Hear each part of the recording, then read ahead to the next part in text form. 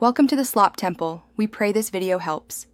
You start by ensuring the pivot source is correct and stable.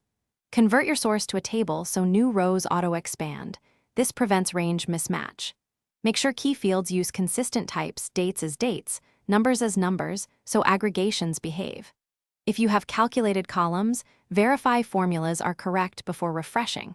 Once these prerequisites are in place, you're ready to insert or edit rows and move to refresh and field adjustments.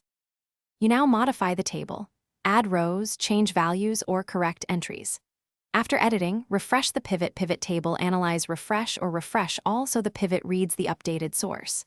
If totals look off, check filters and slicers first, then review rows and columns field placement. Moving a field can reveal hidden groups.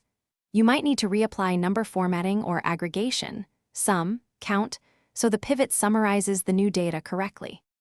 Finish by confirming layout, formats, and any slicers reflect the updated data. If fields disappear after changes, inspect the source headers and grouping. Renamed columns break field links. If pivot results remain stale, clear the pivot cache or use change data source to repoint the table.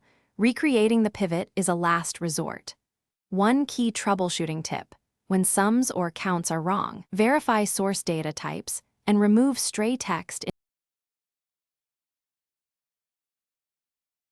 Thanks for watching. Consider subscribing if we helped you.